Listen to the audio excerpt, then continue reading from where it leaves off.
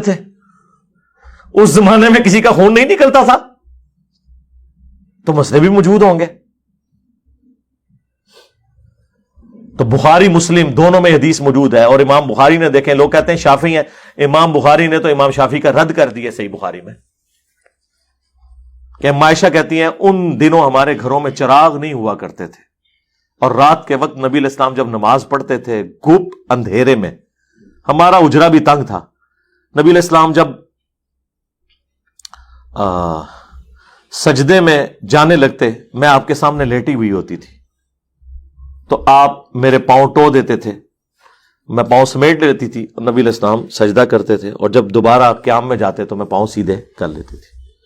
اس حدیث سے امام بخاری نے امت تک یہ میسج دے دیا کہ بیوی کو نماز کی حالت میں بھی کوئی ٹو لے, ہاتھ لگا لے, تو اس کا وضو نہیں ٹوٹتا.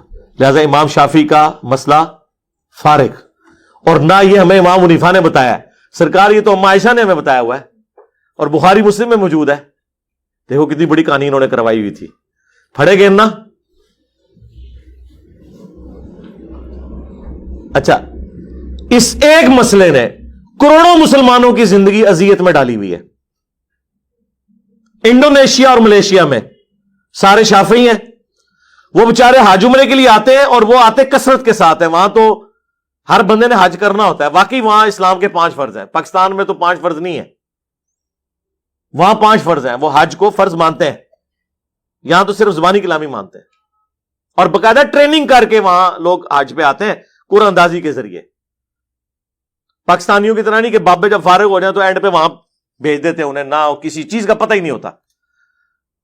تو وہاں آپ دیکھیں گے کہ ان کی عورتوں نے دستانے پہنے ہوئے ہوتے ہیں وائٹ کلر کے, اور میاں بیوی اکٹھے طواف کر رہے ہوں گے, گرمیوں میں بھی دستانے پہنے ہوئے ہوں گے. تو عام بندے کو تو سمجھ نہیں آتی کہ مسئلہ کیا ہے.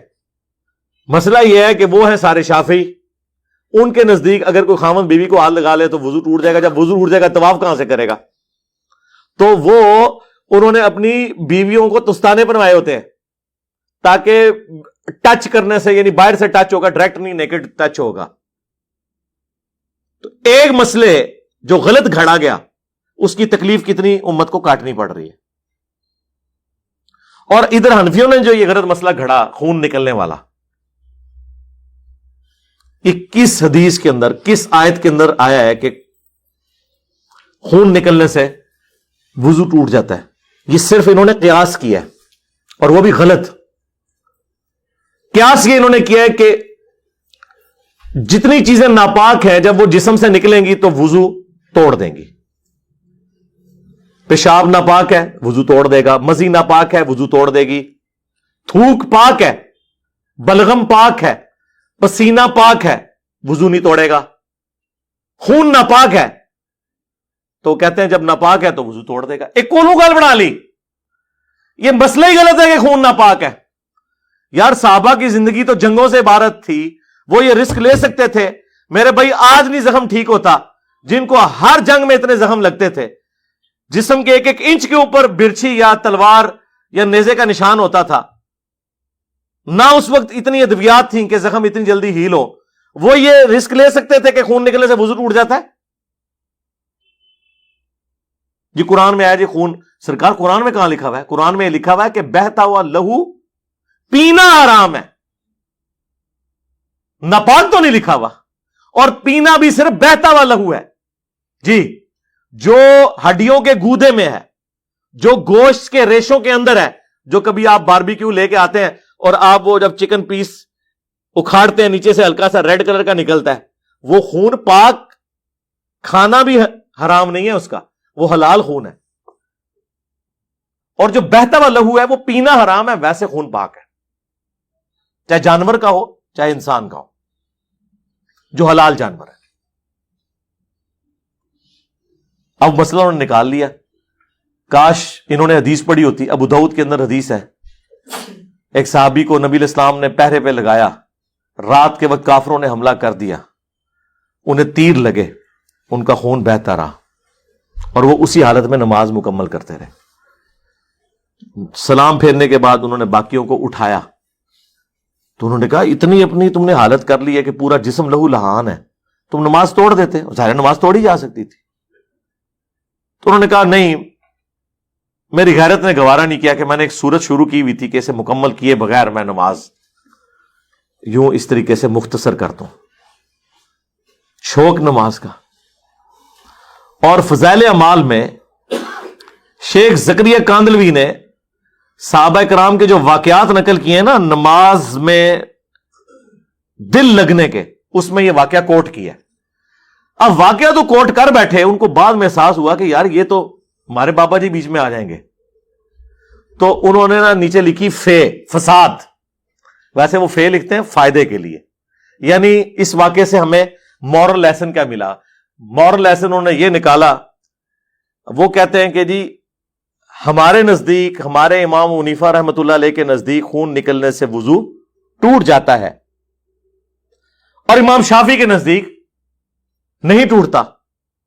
ہو سکتا ہے کہ وہ صحابی بھی اسی مذہب پر ہوں، یعنی کس مذہب پر؟ امام شافعی کے مذہب پر۔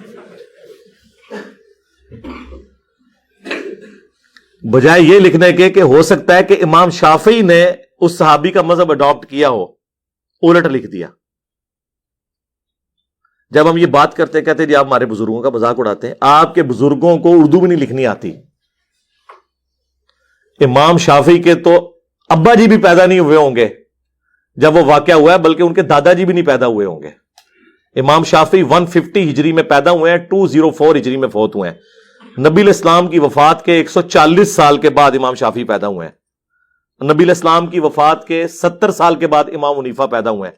اس سے پہلے کسی کا خون نہیں نکلتا تھا، اس سے پہلے کوئی اپنی بیوی کو ہاتھ نہیں لگاتا تھا۔